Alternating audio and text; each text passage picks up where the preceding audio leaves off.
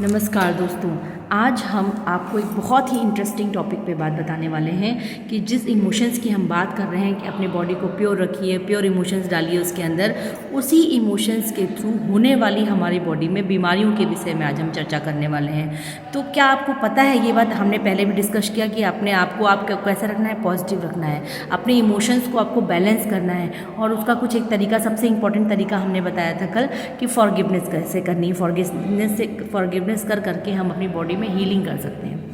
तो आज आपको इसके बारे में भी बताना चाहते हैं कि इमोशंस के थ्रू होने वाली हमारी बॉडी में कुछ ऐसी बीमारियां जो हमको ये भी नहीं पता है कि हमारी बॉडी में होती जा रही हैं। क्या आपको पता है कि एक बुक है जिसको लुइस हे ने लिखा है, जिसका नाम है you can heal your life. You can heal your life through healing your emotions. तो जिस प्रकार के इमोशंस हमारी बॉडी में जनरेट हो रहे हैं, जिस तरह का बॉडी टाइप होता है, उसके अलग अलग इमोशंस होते हैं, उसके अकॉर्डिंग ही हमारे बॉडी में बीमारियां लग जाती हैं।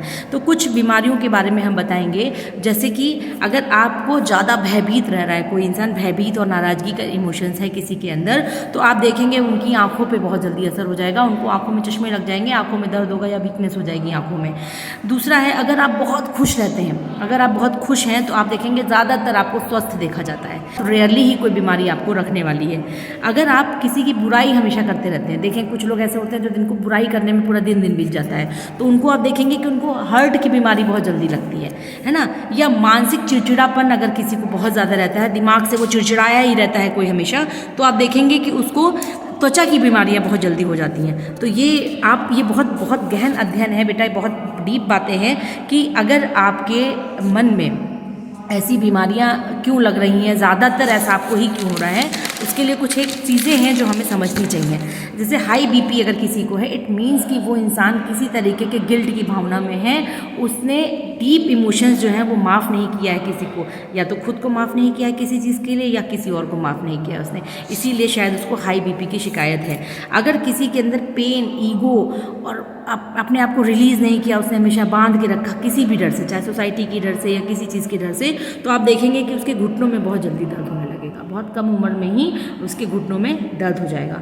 और जो सबसे बड़ी बीमारी, बहुत सारी बीमारियों इस बुक में जो है, जो मैंने आपको बताई है, उस बुक में बहुत सारी बीमारियों का नाम दिया गया है, जिसमें ये बताया गया है और स्पेसिफाई किया गया है कि यदि आपको नोज एलर्जी हो रही है या लिप्स में कोई प्रॉब्लम हो रही है, बार बार दाने निकल रहे हैं, हर एक इमोशंस के थ्रू ये सारी चीज़ें हो रही हैं।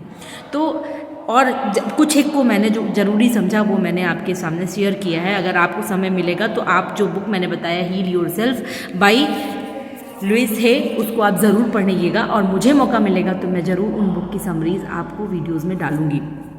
तो ये समझ लीजिए कि जैसे बहुत लोगों को कैंसर हो जा रहा है, तो कैंसर होने का मतलब समझ पा रहे हो, इसका मतलब है कि डीप हर्ट उसको हुआ है, कहीं ना कहीं से उसको इतना हर्ट हुआ है जो जिससे कि उसके जो बॉडी की इम्यूनिटी सिस्टम है वो वर्क करना बंद कर दी है। आपको पता है बेटा कि अगर कोई बहुत बीमार हो और उसको प्यार और केयर मिलता रहे तो उसकी जो उम्र होती है वो घट जाती है।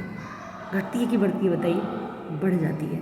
तो यदि आप किसी भी बीमारी से ग्रस्त हों, आप जल्दी क्योर हो जाते हैं। क्यों? क्योंकि अगर आपको लव और प्यार मिलता रहे हमेशा सबसे, और आपको इस चीज़ की जो आपकी बॉडी में इम्यूनिटी सिस्टम होगी ना, इम्यूनिटी सिस्टम आपकी अच्छे से वर्क करने लगेगी। इम्यूनिटी आपकी बोलेगी ना कि अब मुझे कुछ पॉजिटिव रिस्पॉन्स मिला है, तो जो कॉर्टिजन्स होते हैं आपकी बॉडी में वो पॉजिटिवली रिस्पॉन्स करने लगेंगे। और अगर आपके दिमाग में हमेशा निराशा छाई रहती है तो आप अच्छे होने वाले होंगे तो भी आपको बीमारी मतलब वो सूट ही नहीं करेगी, आपको दवा ही नहीं लगेगी। कहते हैं ना कभी कभी कि दवा ही नहीं लग रही है, पता नहीं क्यों क्या हो गया है, कुछ ज़्यादा ही बीमार रहने लगा है। तो ये तभी होता है जब आप अपने मन को किसी न किसी तरीके के गिल्ट में, चाहे खुद से किसी चीज़ से परेशान है या किसी के द्वारा परेशान है, उसकी वजह से आप अपने आप को भी परेशान कर रहे हैं और अपने बॉडी को भी परेशान कर रहे हैं। और आप देखिए जो हमेशा खुशनुमा रहता है, खुश मिजाज रहता है, उसकी उम्र का पता ही नहीं चलता है कि उसकी उम्र में क्या उम्र का है। 60 साल का उम्र में भी वो एकदम जवान, यंग, हट्टा कट्टा दिखेगा। क्यों? क्योंकि उसने अपने दिमाग पे स्ट्रेस नहीं लिया और उसने माफ़ करना सीखा। दूसरी बात, आज हम आपको ये बताना चाहते हैं कि सबसे अच्छा है कि अपनी बॉडी को, हेल्थ को अच्छे रखने के लिए अच्छा खाना खाइए, अच्छा मेंटल वैम्पायर बनिए। मेंटल वैम्पायर कैसे कि हमको ये पता होना चाहिए कि हमें कौन सा कूड़ा कचरे को दिमाग में रखना है, कौन से कूड़े कचरे को नहीं रखना है। और ये सब भी सीखना पड़ता है बेटा, अपने आप किसी को नहीं समझ में आता है। हर सबकी बातें, बहुत से बच्चे देखिए यहाँ बैठ जाओ तो वहीं बैठ जाते हैं, यहाँ खड़े हो जाओ तो वहीं खड़े हो जाते हैं, चाहे वो माँ बाप आपके बोलें या कोई भी बोले।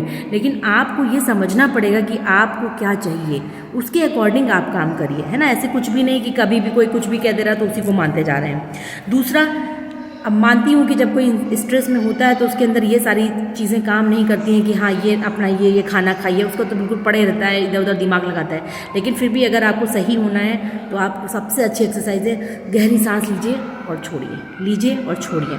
और अगर ये भी आपसे नहीं हो पा रहा है तो अपने जितने भी पेनफुल थॉट्स आपके दिमाग में जैसे ही क्लिक करें, जैसे ही कोई बात दिमाग में आए, वैसे ही अपने आप को वहाँ से हटाने की कोशिश करिए। और तीसरी सबसे जो खास है वो है जिसका मतलब है कैथारिक्स मतलब कैथारिक्स हमारी बॉडी में 3 तरीके से काम करेगा। इसको क्लीन करने का तरीका ये है, इसे प्रैक्टिस होती है, जैसे डॉक्टर्स दवा देते हैं उसी तरीके से साइकोलॉजी में भी आपको सही करने की अलग अलग टेक्निक्स हैं। तो इसका पहले टेक्निक है कि आप एक पेपर लीजिए, पेपर में अपने जितने भी गंदे इमोशंस आपके दिमाग में आ रहे हैं उसको लिखते जाइए, लिखते जाइए, लिखते जाइए। और लिखने के बाद उसको इतने टुकड़ों में फाड़ दीजिए कि आप खुद भी ना पढ़ पाइए कि वो क्या लिखा था आपने, ठीक है। दूसरा प्रोसेस है इसका कि अपने इमोशनल को रिलीज़ करिए, चाहे आप रो के रिलीज़ करिए, उस बात को सोचिए और खूब रो लीजिए, इतना रो लीजिए कि दोबारा आपको रोने की ज़रूरत ना पड़े, और आप देखेंगे कि आपको बहुत हल्का महसूस होगा। तीसरा है कि किसी ऐसे इंसान को ढूंढने की कोशिश करिए, या अगर आपकी लाइफ में कोई ऐसा इंसान है जिसको आप बहुत प्यार करते हैं, उससे अपनी पूरी बातों को शेयर कर दीजिए। शेयर करने से भी आपका माइंड, आप बहुत रिलीफ महसूस करेंगे, याद रखिएगा इस बात को। और चौथा सबसे अच्छी बात है, चैनलाइज करिए अपने इमोशंस को। यदि आपके दिमाग में कोई इमोशंस आ रहे हैं तो बहुत से लोग तो कहते हैं योगा करिए, प्राणायाम करिए, सब कुछ करिए, लेकिन मैं कहती हूँ आप म्यूज़िक सुनिए। और म्यूज़िक में भी कौन सा म्यूज़िक सुनेंगे? रोने धोने वाला म्यूज़िक बिल्कुल मत सुनिएगा। अगर रोएंगे धोएंगे तो आंसू निकलेगा तो हालांकि वो आपको रिलीज़ करेगा, लेकिन उससे फिर कोप अप भी करना आना चाहिए आपको। हम लोग क्या सिखाते हैं? हम तो ये सिखाते हैं कि बहुत फास्ट म्यूज़िक सुनिए, आप उसमें थोड़ा थोड़ा डांस करिए, खुश रहने की कोशिश करिए, और ज़्यादा हो सके तो कॉमेडीज़ सुनिए, जिससे, और ये सोच के देखिए कि दुनिया बहुत बड़ी है, बहुत छोटी सी दुनिया नहीं है जिसको आपने बिल्कुल एक दायरे में रख लिया है। एक दायरा जो बना के रखें कि बस यही मेरी दुनिया है, उस दायरे से बाहर निकलिए, क्योंकि भगवान ने भी आपको भी बनाया है और आपके अंदर भी बैठा हुआ है। ऐसा नहीं है कि भगवान ने दूसरे को खुशी दे रखी और आपको दुख दे रखा है, ऐसा कभी नहीं होता है। अनफेयर कभी नहीं होता, अनफेयर हम खुद के लिए ही करते हैं। अगर हमारा मन चाह ले तो हम किसी को भी अपने ऊपर हावी नहीं कर सकते हैं कि कोई हमें तकलीफ़ दे और हमें तकलीफ़ दे के चला जाए। वो हम ही हैं जिसको हम किसी को मौका देते हैं तब हमें तकलीफ़ होती है। ये बहुत बड़ी बात है, याद रखिएगा। नमस्कार।